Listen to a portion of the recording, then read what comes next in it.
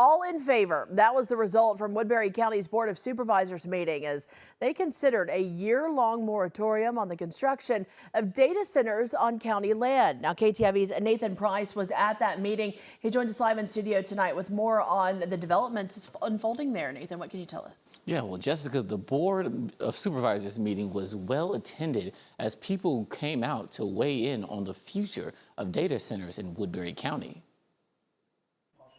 Several citizens spoke at Tuesday's meeting, giving their opinions for or against the moratorium, many referencing the situation of a possible data center on annexed land in Salix, Iowa.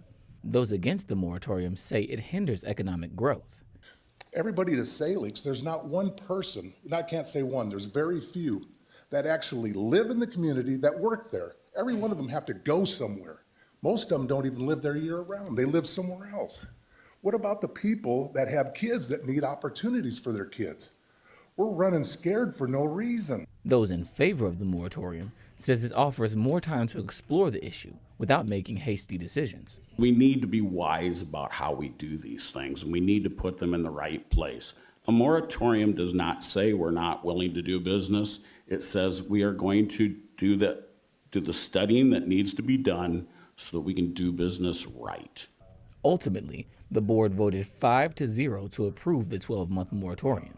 Board Chair Mark Nelson says the move didn't come in opposition of data centers, but rather as an opportunity for the community to find a path forward together. As far as an olive branch, it absolutely is. It gives an opportunity for both sides to come together and really plead their case and do it in a public space. And then we get to watch that, and we get to take that data, and we get to comb over it and compute it and think about it and stew over it for months. And I think that really helps the board. Nelson says the board plans to hold several meetings throughout the county in the coming months where the public will be able to learn more on the topic and give their input. All right, Nathan Price live for us in studio tonight. Nathan.